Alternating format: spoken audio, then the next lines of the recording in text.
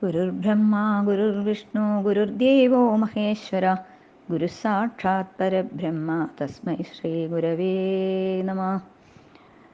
പീതാംബരം കരവിരാജിതശങ്കചക്രകൗമോദഗീ സരസിജം കരുണാസമുദ്രം രാധാസഹായമതിസുന്ദരമന്ദഹാസം വാതാലയേശമനിശം ഹൃദി ഭാവയാമി. ശ്രീഗുരുവായൂരപ്പാ ശരണം. കഥാമയീം ഭാഗവതാഭിധാനം ഹരേതനും ദേ ചരിതൈസ്തുതീയൈ യഥാമതി ത്വൽപരിതോഷകാമസ്തൗ മേ പ്രസീദ അച്യുതമാരുദേശ. ശ്രീഹരയേ നമഃ. ഓം നമോ ഭഗവതേ വാസുദേവായ.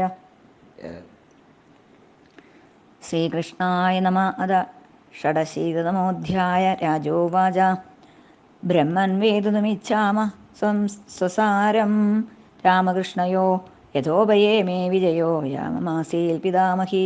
ശ്രീശുക ഉവാച അർജുനസ്തീർത്ഥയാത്രായാം പര്യടന്നവനീം പ്രഭു ഗതപ്രവാസമശൃണോന്മാതുലേയീം സാത്മനാം ദുര്യോധനായ രാമസ്താം ദാസ്യതീതി ന ചാപരേ തല്ലിപ്സു സയതിർഭൂത്വാ ത്രിദണ്ഡീ ദ്വാരകാമകാൽ തത്ര വൈ വാർഷികാൻ മാസാന വാത്സീൽ സ്വാർത്ഥസാധക പൗരൈ സഭാജിതോ ഭീഷ്ണം രാമേണ ജാനദാജസ ഏകദാ ഗൃഹമാനീയ ആതിഥ്യേന നിമന്ത്രിതം ശ്രദ്ധയോപഹൃതം ഭൈക്ഷ്യം ബലേന ഭുഭുജേ കില. സോപശ്യത്തത്ര മഹ്യതീം കന്യാം വീരമനോഹരാം പ്രീത്യുദ്ഭുല്ലേക്ഷണ തസ്യാം ഭാവക്ഷുബ്ധം മനോദധേ. സാവിധം ജഗമേ വീക്ഷ നാരീണാം ഹൃദയം ഗമം ഹസന്തി വ്രീഡിതാപാംഗീ തന്യസ്തഹൃദയേക്ഷണ താംബരം സമനുധ്യായൻ അന്തരം പ്രേപ്സുരർജുന നലേപേശം ഭ്രമച്ചിത്ത കാമേനാതിവിലീയസ മഹത്യാം ദേവയാത്രായാം രഥസ്ഥാം ദുർഗനിർഗതം മഹാരാനുമത പിത്രോ കൃഷ്ണസ്യ ച മഹാരഥ രഥസ്ഥോ ധനുരാദായ ശൂരാംശാരുന്ധതോ ഭടാൻ വിദ്രാവ്യക്രോശതാം സ്വാനാം സ്വഭാഗം മൃഗരാടിവാം. തച്ഛ്രുത്വാക്ഷുഭിതോ രാമ പർവണീവ മഹാർണവ ഗൃഹീതപാദ കൃഷ്ണേന സുഹൃദ്ഭിച്ചാൻ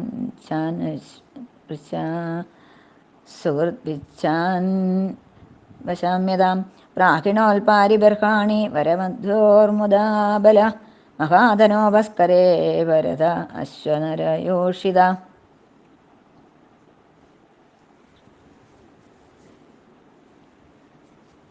ശ്രീശുക ഉവാച കൃഷ്ണസ്യാസീദ്വിജശ്രേഷ്ഠ ശ്രുതദേവ ഇതി ശ്രുത കൃഷ്ണൈകഭക്ത്യാ പൂർണാർത്ഥ ശാന്തഃ കവിരലംബട. സ ഉവാസ വിദേഹേഷു മിഥിലായാം ഗൃഹാശ്രമീ അനീകയാ ആഗതാകാര്യ നിവർത്തിതനിജക്രിയ യാത്രാമാത്രം ദൈവാതുപനമത്യുത നാധികം താവതാ തുഷ്ടക്രിയാചക്രേ യഥോചിതാ. തഥാ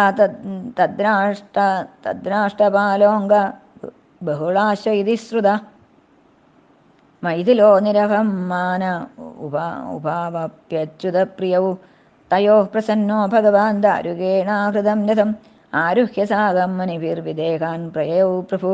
നാരദോ വാമദേവോത്രീ കൃഷ്ണോ രാമോ അസിതോ അരുണി അഹം ബൃഹസ്പതി കണ്ണോ മൈത്രേയസ്യ നാദയ. തത്ര തത്തതമായാന്തം പൗരാജാനപദാ നൃപ ഉപദസ്തു സാർഘ്യഹസ്ത ഗ്രഹൈ സൂര്യമിവോദിതം.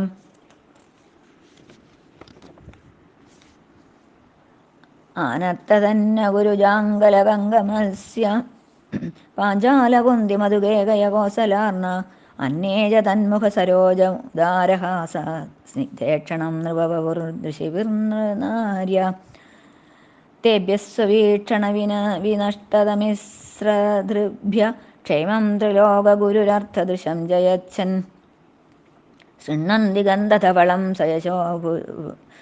സയശോ അശുഭഗ്നം ഗീതം സുരൈർനിഭിരകാച്ചനകൈർവിദേഹാൻ തേ അച്യുതം പ്രാപ്തമാകർണ്യ പൗരാജാനപദാ നൃപ അഭയോർമുദിതാ തസ്മൈ ഗൃഹീതാർഹണപാണയ ദൃഷ്ട്വാദ ഉത്തമശ്ലോകം പ്രീത്യുദ്ഭുല്ലാനാശയാ. കൈധൃതാഞ്ജലിഭിർനേമോ ശ്രുതപൂർവാം സദാ മുനീൻ സ്വാനുഗ്രഹായ സംപ്രാപ്തം മന്വാനൗദം ജഗദ്ഗുരും മൈഥിലശ്രുതദേവശ്ച പാദയോ വേദതു പ്രഭോ നിമന്ത്രയേതാം ദാശാർഹമാദിത്യേന സഹദ്വിജൈ മൈഥിലശ്രുതദേവശ്ച യുഗപത് സംഹതാഞ്ജലി ഭഗവാൻസ്തദഭിപ്രേത്യ ദ്വയോ പ്രിയചികീർഷയ ഉഭയോരാവിശൽ ഗേഹമുഭാഭ്യാം തദലക്ഷിതാം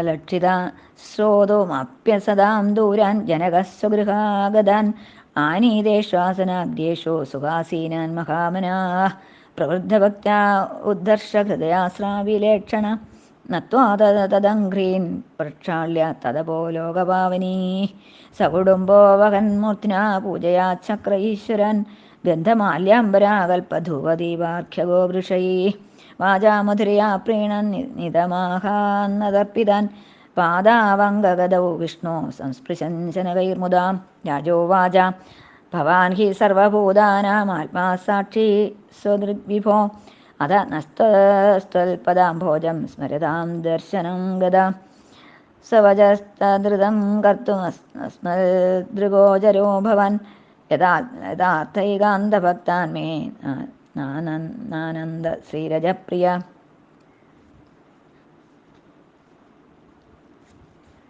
കോനു ത്വച്ചരണാംഭോജമേവം വിസൃജേൽ പുമാൻ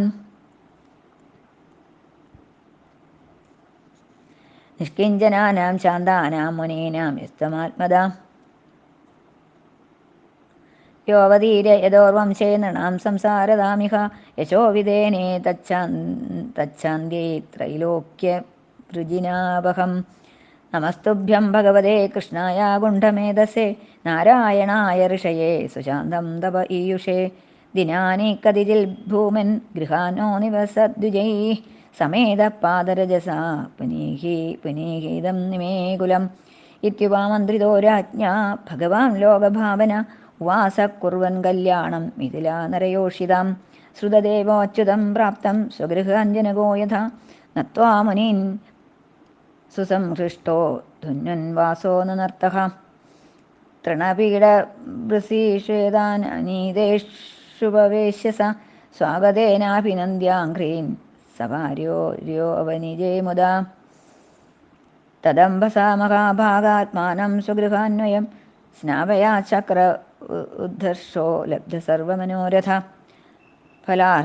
ഫലാർഹണോ ക്ഷീരശിവാമൃതാംബുഭിർമുദാസുരഭ്യാ തുളസീകുശാംബുജൈ ആരാധയാമാസയതോപപന്നയാ സപര്യയാ സത്വവിവർധനാന്തസാം സതർക്കയാമാസ കുതോ മമാന്യഭൂത് ഗൃഹാന്ധഗോപേ പതിതസ്യ സംഗമ യഃ സർവതീർത്ഥാസ്പദപാദരേണുഭിः കൃഷ്ണേന ചാസ്യാത്മനികേതഭൂസുരൈः സൂപവിഷ്ടാൻ ഗതാദിധ്യാ ശ്രുതദേവ ഉപസ്ഥിത സ്വഭാര്യ സ്വജനാപത്യ ഉവാചാംഗ്രവിമർശന ശ്രുതദേവ ഉവാച നാദ്യനോ ദർശനം പ്രാപ്തഃ പരം പരമപൂരുഷ ഗർഹീതം ശക്തിവിസൃഷ്ട്വാ പ്രവിഷ്ടോ ആത്മസത്തയാം യഥാശയാനപുരുഷോ മനസൈവാത്മമായയാ സൃഷ്ട്വാ ലോകം പരം സ്വാപ്നമനുവിശ്യാവഭാസതേ ശൃണ്വതാം ഗതതാം ശശ്വതർച്ചതാം ദ്വാഭിവന്ദതാം നൃണാം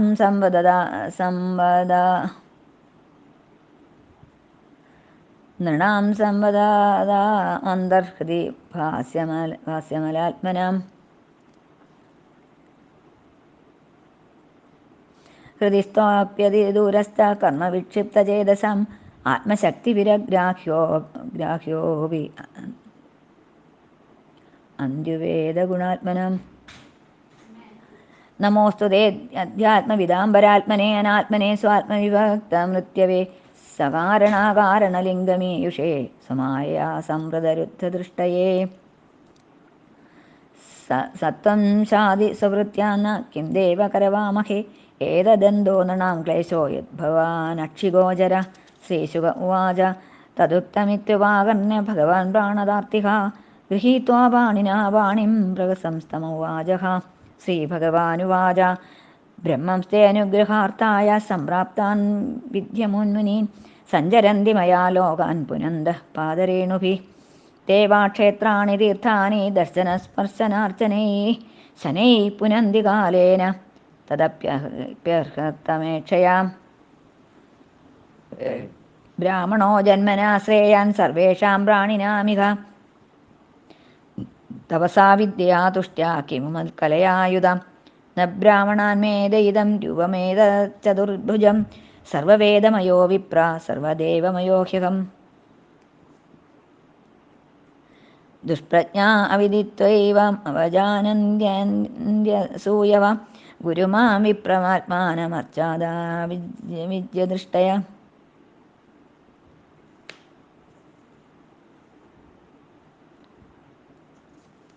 चराचरमिदं विश्वं भावाये चास्य हेतव मद्रूवाणीति चेदस्यादत्ते विप्रो मदीक्षया तस्मात् ब्रह्मर्षीनेतान् ब्रह्मन्मत्श्रद्धयार्चय एवं चेदर्चितोऽस्मद्धा अनान्यथा भूरिभूतिभिः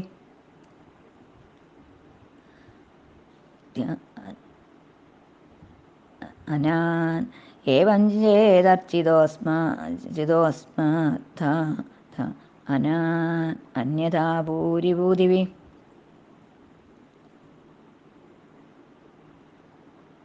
श्रीशुक उवाच स इत्थं प्रपुणादिष्ट सखकृष्णादिजोत्तमान् आराधयिकात्मभावेन मैथिलश्चापसद्गतिम् एवं स्वभक्तयो राजन् भगवान् भक्तिमान् उषित्वादिश्य सन्मार्गं पुनद्वारवतीमगात् श्रीकृष्णार्पणमस्तु श्रीमद्भागवते महापुराणे दशमस्कन्धे उत्तरार्धे श्रुतदेवानुग्रहो नाम षडशीततमोऽध्यायः सर्वत्र गोविन्दनामसङ्कीर्तनं गोविन्द गोविन्द सच्चिदानन्दरूपाय विश्वोत्पत्त्यादिहेतवे तापत्रयविनाशाय श्रीकृष्णाय वयं नमः। पीताम्बरं करविराजितशङ्खचक्रकौमोदगी सरसिजं करुणासमुद्रं राधासहायवतिसुन्दरमन्दहासं पादालयेष्मनिशं हृदि भावयामि।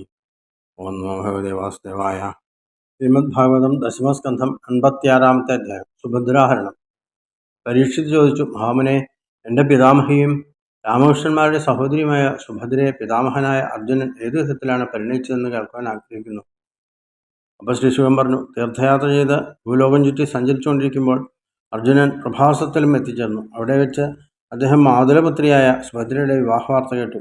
ബലരാമൻ അവളെ ദുര്യോധന നൽകുവാൻ തീരുമാനിച്ചിരിക്കുകയാണെന്നും അന്യബന്ധുക്കൾ അതിനെതിരാണെന്നും അർജുനൻ അറിഞ്ഞു. അവളിൽ ആഗ്രഹമുണ്ടായിരുന്ന അർജുനൻ ഒരു സന്യാസിയുടെ വേഷം ധരിച്ച് ദ്വാരകയിലേക്ക് ചെന്നു. അർജുനനെ തിരിച്ചറിയാതിരുന്ന ബലരാമനും മറ്റു ജനങ്ങളും അദ്ദേഹത്തെ യഥാവധി പൂജിച്ചു. സ്വലക്ഷ്യം നേടുന്നതിനായി മഴക്കാലം കഴിയുന്നവരെ അർജുനൻ അവിടെ താമസിച്ചു.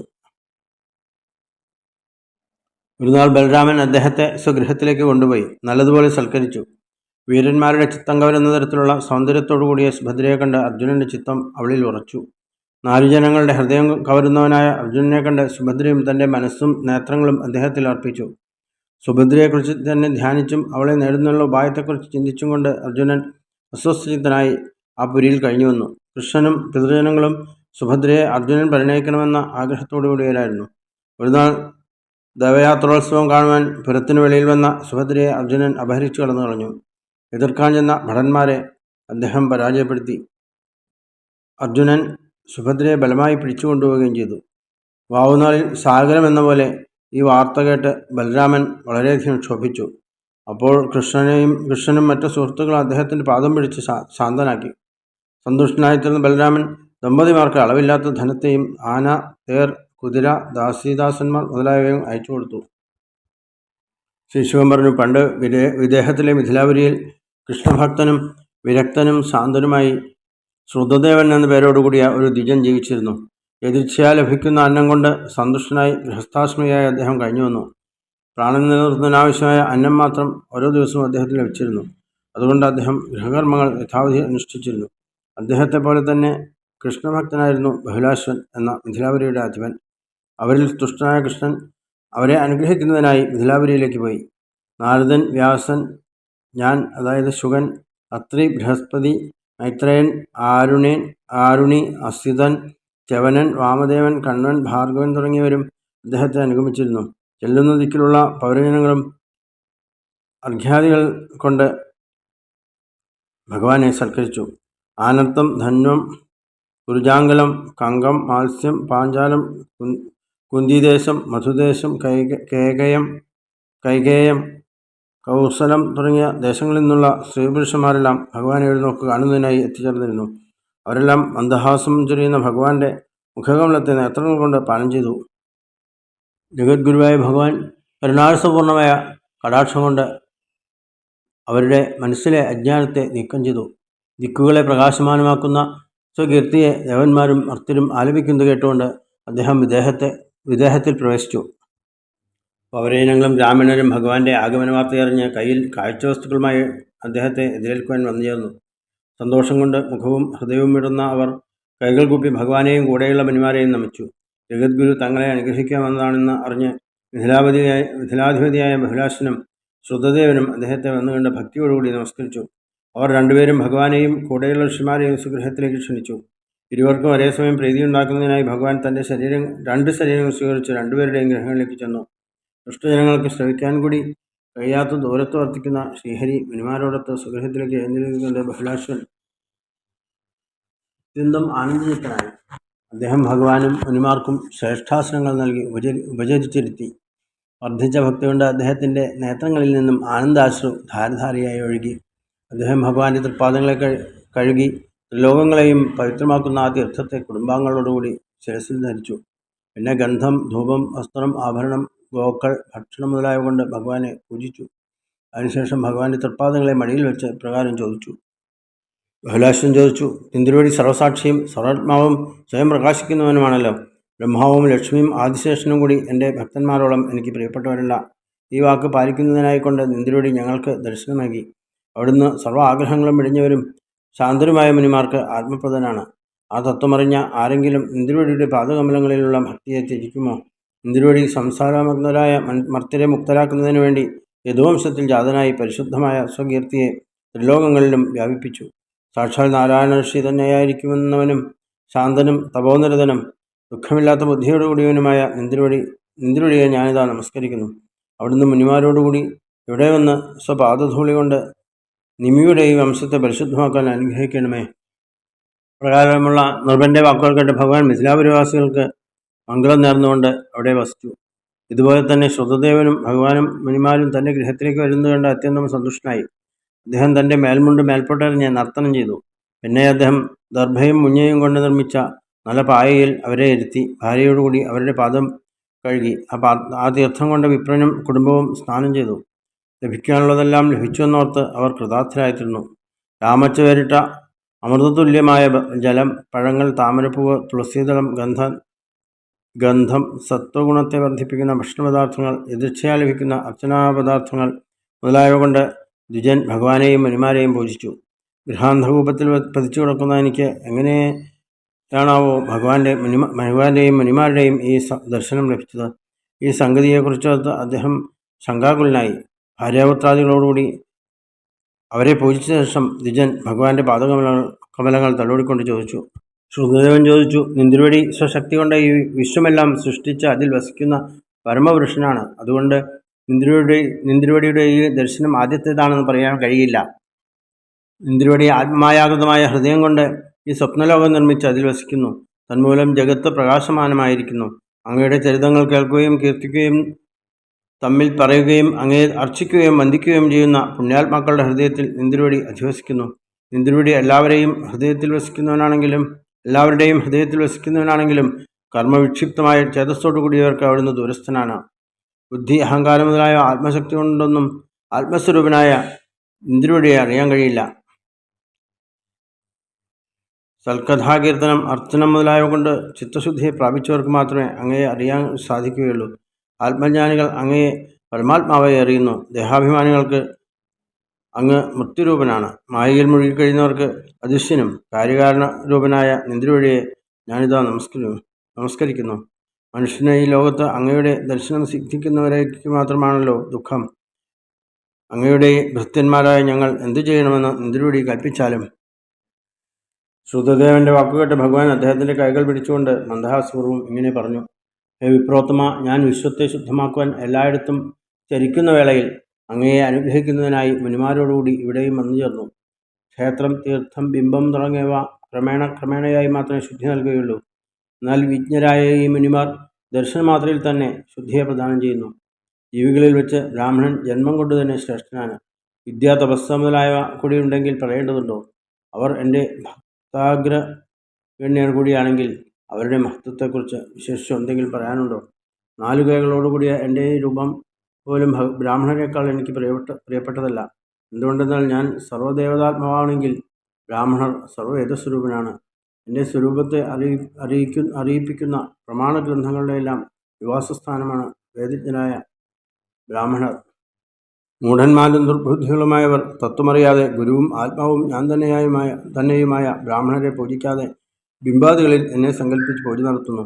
ബ്രാഹ്മണർ എന്നിലുള്ള ഭക്തിയുണ്ട് എല്ലായ്പ്പോഴും എൻ്റെ രൂപത്തെ ദർശിക്കുന്നതുകൊണ്ട് ഈ ചരാചരങ്ങളടങ്ങിയ വിശ്വത്തെയും അതിൻ്റെ കാരണത്തെയും ഞാൻ തന്നെയായി കാണുന്നു.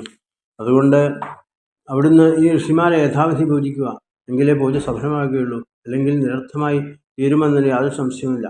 ശ്രീശിവൻ പറഞ്ഞു. ഇപ്രകാരമുള്ള കൃഷ്ണവചനം കേട്ട് വിപ്രനും അതുപോലെ തന്നെ നൃപനും ഭഗവാന്റെ കൂടെയുള്ള മുനിമാരെ ഭഗവാൻ തന്നെയായി കണ്ടു പൂജിച്ചു. ആ പൂജയുടെ ഫലമായി അവർ സദ്ഗതിയെ പ്രാപിച്ചു. ഭക്തന്മാരുടെ ഭക്തനായ ഭഗവാൻ ഭക്തന്മാർക്ക് ഈ വിധത്തിൽ വേദമാർഗത്തെ ഉപദേശിച്ചു കൊടുത്ത ശേഷം അടുത്ത ദിവസം തന്നെ ദ്വാരകയിലേക്ക് യാത്രയായി. ഇതോടുകൂടി 86-ാം അധ്യായം അവസാനിച്ചു. സർവത്ര ഗോവിന്ദനാമ സങ്കീർത്തനം. ഗോവിന്ദ ഗോവിന്ദ.